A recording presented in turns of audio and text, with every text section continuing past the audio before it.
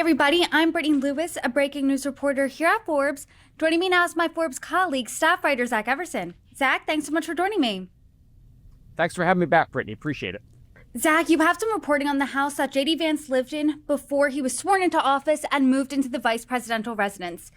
Talk to us about J.D. Vance's time in this house. It was in Alexandria, Virginia, which is a suburb of Washington, D.C. Did he own it? What did that look like? So, yeah, really interesting choice of residence there for then Senator Vance to buy a home in the Delray neighborhood, which is a very liberal enclave there. I reached out to his neighbors at one point to ask if he had any friends in the neighborhood, and the answer was no. God, no. Although they did point out that Sean Spicer did live pretty nearby. So right around the time that Vance moved into the house, the property was purchased by a shell company called Delray Farmhouse LLC, registered in Delaware, which, is not Virginia. And there were no names attached to it at all. Now, when it did buy that property in Virginia, it also had to register in Virginia since it was doing business there.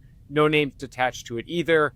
Vance recently sold the property, the property recently was sold by Delray Farmhouse, and that was also around the same time that Vance moved out. So it certainly seems to be the case where that is, that shell company does belong to J.D. Vance, but we were not able to definitively find anything that nailed his name down to it, and the vice president's office did not respond to inquiries. And how normal is that for an LLC, for a shell company to buy a private residence, to buy a home? Yeah, most people don't do that. You might see a home that's purchased that's in the name of a trust. So, for example, when the Delray Farmhouse bought that house, it was in the name of a trust of the previous owners, but their names were on it. It wasn't hidden under some sort of random name like that. So, you do see shell companies do that. There's a privacy benefit to it that anybody might want. In which case, if that was the motivation for doing it, if Vance was behind it, well played. But it's not something you typically see done. So then J.D. Vance gets sworn in as vice president in January. In February, his home hits the market. Who buys his house and for how much? This also got purchased by a shell company. In this case, it was named 9EDR LLC, which would be abbreviation for the address. And it was purchased for $1.9 million, which was about $170,000 over the asking price.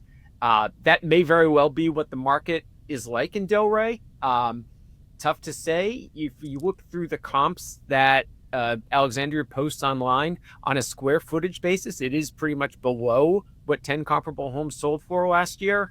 That said, this year, different market than last year. You've obviously got a lot of layoffs going on in the DC area.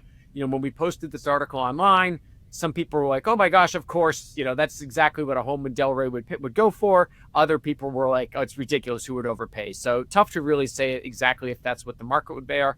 Again, Vance's spokespeople didn't respond. A spokesperson for the buyer said that it was a competitive process and there were 9 bids. No way of verifying that information now. I mean, it is a good question. Why buy it over asking? I'm no real estate expert. I've watched House Hunters more than once. So I know that it makes your offer a little more attractive if you offer over asking price. But was that a lot over asking? Is it just a hot market? What does that exactly look like? It's a sizable chunk, $170,000 over market. You're looking at almost over 10%. Ostensibly, the Delray Farmhouse would have sold the house to the highest bidder. Obviously, there are other things that are interesting there to a seller, whether it's an all cash offer, whether there's a mortgage, other terms, that could be part of that sort of deal. So they might not have just gone for the one with the greatest amount of cash, but certainly money's going to be the biggest consideration there. And it does seem that, 9EDR LLC came in near the top of that. And speaking of LLCs, we know that a shell company bought this home earlier this year. What do we know about that shell company? So this one we were able to figure out. It took a little bit of work, but it's kind of like a game. We're able to figure that out now. The Alexandria Real Estate had no information beyond that it was 9EDR LLC and there was an address in DC. So first step was I Googled 9EDR LLC and it came up to a company registered in Nevada with a managing member by the name of Christopher Garcia. And Garcia's address there was listed as the same address as Vance's home. So right there, you have a connection, and we can tell this is, going to be the right 9 EDR LLC. Next step, though, we don't know anything about Christopher Garcia. It's a pretty common name. It's not like it's Engelbert Humperdinck or something like that. That might be unique and easy to find out. So, which Christopher Garcia is this? So for the next step, I went to the Federal Elections Commission website, where campaign donors are supposed to identify themselves by their employer and their occupation. And I figured, okay, if this Christopher Garcia had ever made a donation, we would have some more information there. And sure enough, typing in Christopher Garcia with a DC, because we knew that there was a connection to DC from that Alexandria filing, came back with several hits with that same address. And they identified Garcia as the CEO of a company called Health Supply US. And now, armed with that information, we were able to figure out some other things. First of all, Health Supply US is a U.S. government contractor, won about $179 million in contracts relating to providing PPE, mostly to the Department of Defense and Department of Homeland Security.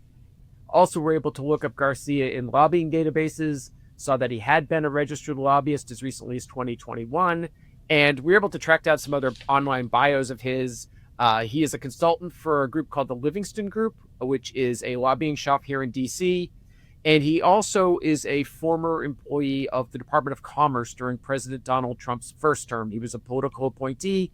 Washington Post reported that he resigned after he was denied a permanent security clearance. At the time, he told the Post that he had planned to step down anyways. More recently, though, when I reached out about that accusation, his spokesperson said that was not the case. He had not been denied a security clearance. He was just left the department. So a lot of information here. You know that he has connections to President Trump's first term. He's worked for a government contractor, and he at one point, at least in 2021, was a lobbyist. I mean, what do you make of that history and him buying the home that JD Vance lived in? I mean, is this just a case where someone's in DC, they work in government, that's just the way the industry works there, and he's buying a home in the DC suburb? Is it something else? What does that look like? Yeah, it certainly could be that. We don't know Garcia's motives. His spokesperson said it was a market-driven sale. It had nothing to do with politics, that he and the seller had never met. It was an arm's length transaction. Obviously the DC area is full of people who've worked in government, who've been contractors, who've been lobbyists. Finding somebody who's done all three might be a little bit rare. But, at the end of the day, you still have the situation where a former government employee who consults for a lobbying shop and is a government contractor was in a situation where he was able to pay to buy a house that was the vice president of the United States. So that's the issue we have right there. And yeah, there are all sorts of circumstances that might make it understandable, but we still do have a situation where you're able to buy this house, and all sorts of potential conflicts arise from that. So Christopher Garcia's people said, hey, this was a market-driven sale. What about Vice President JD Vance? Has his office responded? Yeah, they didn't get back to us at all on this issue. We've reached out a couple times regarding the house. We reached out back in, I believe it was November or October, when we did evaluation of then Senator Vance, and we asked them about the house. They did not get back to us then. They did not get back to us this time. We really had to rely on neighbors of his to confirm that, yes, that was in fact the house that he lived in, and it was their belief as well that he was the actual owner of the property as well. Zach, we know that DC is really a revolving door. Politicians are in, they're out. People work for an administration and then they leave. Is it really common to be seeing people buying homes, snapping homes up from current politicians? It's a good question. They do have to sell it at some point if they're looking to move. And politicians are homeowners. They need to sell their house, and the market works similar for them as for other people. It's part of the problem with DC in that you do have that revolving door. Government employees, despite what Doge might be telling you, don't make a ton of money. And it is expensive to live here in the DC area. So what a lot of them have to do is, they work in the government, and then when their party's out of power, they have to go cash in and take a job as a lobbyist or do something else like that to make some money. and be able to afford living here, be able to afford putting your kids through college, because a government salary doesn't do that for a lot of these senior leaders here. So, you certainly do see those circumstances, and there could be ways around that, but it's with a real estate property, it's tough because it's not that hard. If you can't really put a home in a blind trust. The person living there certainly knows that's where they're living. It's not going to help the matter at all. So you just have the situation where this is possible. And I don't know if there is really a good way around this deal, but it lends itself to the circumstances where you can have lobbyists and government contractors overpaying for a home that was the vice president's. Well, Zach Everson, per usual, I appreciate your reporting. Thanks for coming on. My pleasure. Thanks for having me.